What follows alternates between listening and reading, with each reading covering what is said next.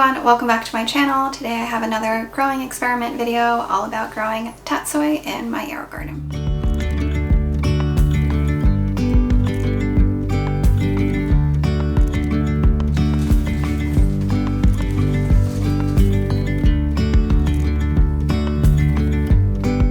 So tatsoi is nicknamed vitamin green because it's full of so many vitamins, minerals, and like just things that are good for you. It's a huge source of vitamin C. It's got carotenoids like beta carotene, the thing that's really good for your eyes. Also like glucosinolates. Basically reduces the risk of cancer, helps your eyes, yada yada. It's very, very good for you.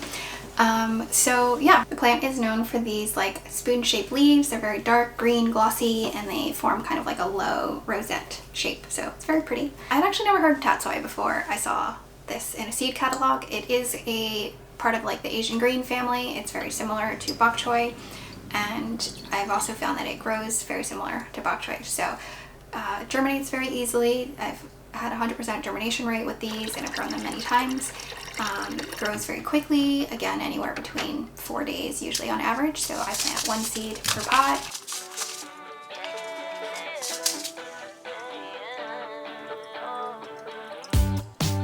It's a new day for a high. It's another day to try to get by. And ooh, The tatsoi sprouted in maybe day 3. I don't know why it started growing lopsided like this, but I don't like that.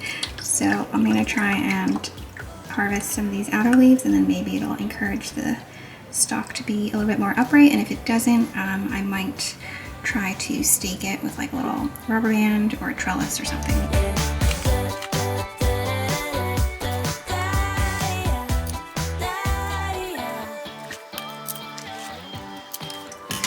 I gave him quite a bit of a prune, and I'll show you the amount I got. I just turned the page. So that is the after. Gave them quite a bit of a cleanup. They should grow back pretty nicely within probably a week or so. Lettuces grow super fast. In the past, when I was growing these for the first time and I didn't know what they would be like, I had experimented with putting 1 seed per pod in some and then like multiple seeds per pod in others. And I find that they kind of crowd and compete for space. So definitely just do 1 seed per pod, and then you'll get that nice blooming flower shape. Otherwise they will crowd each other out. They'll grow lopsided and you won't get the nice like full shape. So these are also a cool season crop, like most Asian greens, most greens in general. They prefer cooler weather, and they can even survive a frost.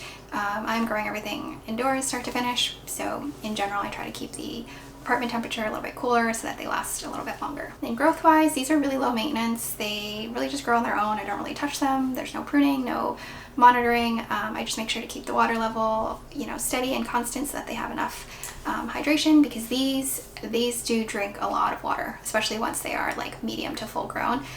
They just soak up a lot of water, and the root systems will get quite massive underneath as well.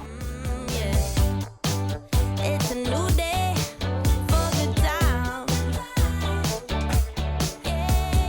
In terms of nutrition, these actually do not require a lot of nutrition, and right now I am growing it in my bounty along with cherry tomatoes and hot peppers, so I don't actually recommend doing that. I'm just short on space, so I crowd everything in together, but you actually don't want to do that because they have completely different nutrition requirements. So I care more about my peppers, so I've been loading up on nutrition, and that can actually cause nutrient burn on your dark leafy greens. So if you can see here, like the leaves are kind of yellow and they get like crispy little yellowish veining to them. That is usually a sign of too many nutrients.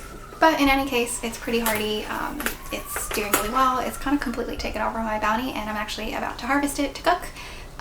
So this is another kind of staple in my weeknight dinners when I want something quick and easy and healthy.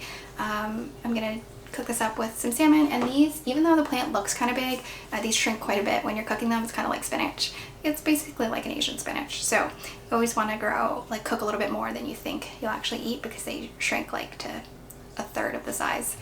And like with all greens, you can just cut a couple of the outer leaves if you want, you know, every time you want to use them, or you can wait until they're full grown, which is what I recommend, and then just harvest the whole plant. You can stir fry them, you can add it to soups, stews, you can eat it raw, some people do that. Personally, I actually do not really love the taste of these. I grow them because, like I said, they're packed with nutrients and vitamins and they're very good for you, but I find that they have quite a strong chlorophyll taste. I prefer bok choy, to be honest, but the reason I grow both these and bok choy is because bok choy does not last as long, and this is much less prone to bolting. So this one has more nutrients and it's a little bit longer lasting, and it doesn't taste bad, it just tastes a little bit more like bitter, I would say. Like, I don't know, the only way to describe it is like a chlorophyll taste. It's kind of like the difference between spinach and kale. So spinach is like a little more tender, a little sweeter, that would be like bok choy, and then kale is, you know, a little bit more bitter, darker, tougher, but better for you, so that would be like tatsoi. I grow these alongside bok choy and kind of eat them together or interchangeably. I have a whole video on growing bok choy. If you want to check it out, I'll link it. Overall, it's a kind of a ongoing staple in my little indoor garden rotations. Overall, definitely recommend growing it. It's easy, it's straightforward, it's nutritious. I feel like that's all you can ask for.